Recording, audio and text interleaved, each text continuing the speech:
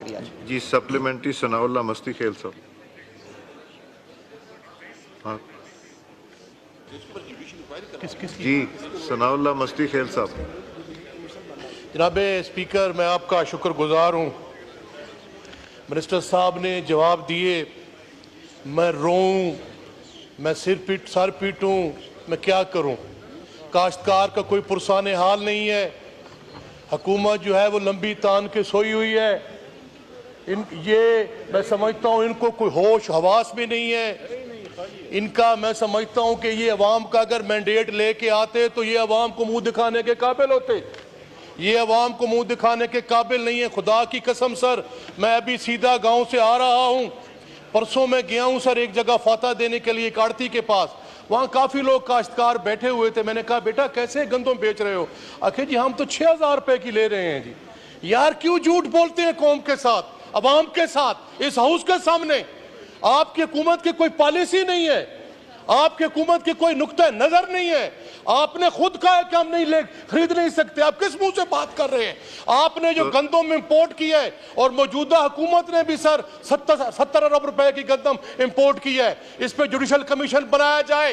ये कौन गद्दार है जिन्होंने मुल्क का खजाना लूटा है, जिन्होंने पाकिस्तान के 25 करोड़ काश्तकारों का हक छीना है, उनके बच्चों की ग़िज़ा छीनी है। अगर कोई शामिल होगा तो उनका अवाम गिरबान पकड़ेंगे।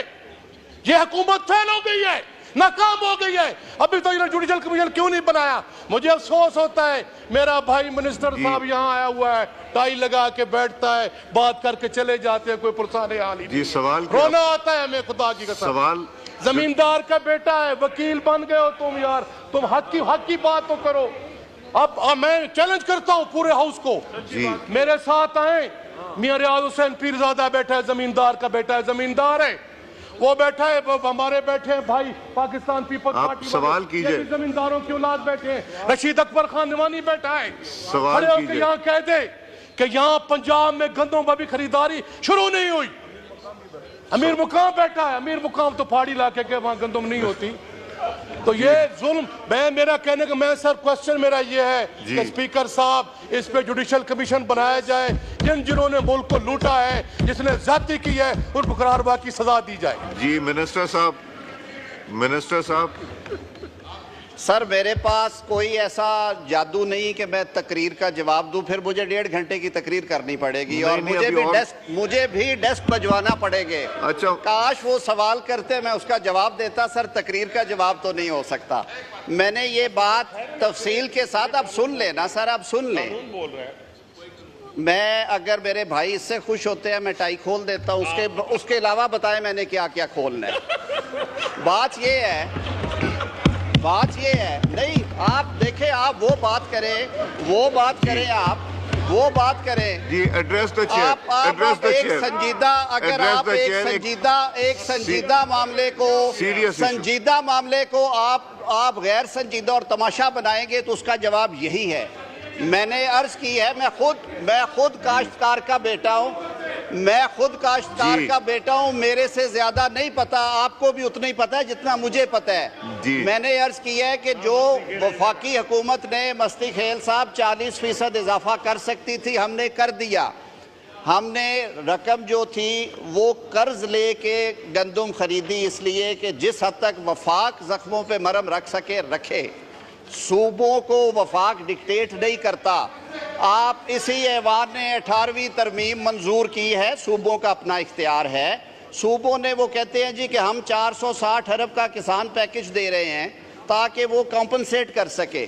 गंदम खरीद के 22% मार्कअप पे रख के जब फरोख्त की जाती थी तो आटे की कीमत गरीब आदमी के लिए 6,000 से तजावज़, 7,000 से तजावज़, 8,000 से तजावज़ करती रही है। आप सबको मालूम है इस बात का।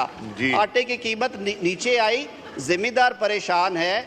अल्लाह बेहतरी करेगा इंशाअल्लाह अज़ीज़। हम सब मिल बैठ के अगर काम करेंगे तो हमारे किसान भाई के लिए बेहतरी होगी और इंशाअल्लाह अज़ीज़ बेहतरी होगी, तकरीरों से नहीं होगी। सप्लीमेंट्री हुसैन तारिक साहब। नहीं करने दें असद साहब करने दें। ये बहुत इंपॉर्टेंट इशू, हम सीरियस ले जाएं। जी असद कैसर साहब।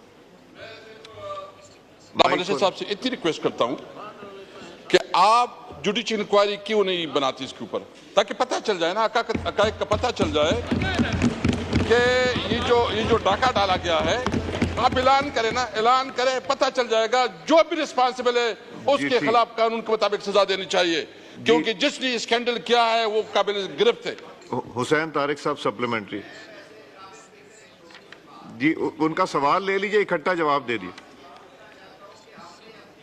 मिनिस्टर साहब का माइक खोले। को भेजा है, आप इस ऐवान में पहले मसले हल करें ना। इंक्वायरी हुई, आपके सामने उसकी डिटेल्स आएंगी। उसके बाद अगर जनाब स्पीकर मुनासिब समझे तो आप पार्लियामेंट्री कमेटी बनाइएगा। आप अपने आप को अगर खुद हम बेतौकीर करेंगे और हर चीज़ में अपनी दाढ़ी किसी के हाथ में दे के कहेंगे कि जी वो कर दे, उनका वो काम नहीं है। आइन ने ये काम आपको सौंपा है, हुकूमत को, एग्जेक्टिव को सौंपा है, पार्लियामान को सौंपा है। अपने इख्तियार की कदर कीजिए। कमेटी बनानी है पार्लियामान की बनाए। जी हुसैन तारिक साहब सप्लीमेंट्री, हुसैन तारिक साहब का माइक खोलें जी।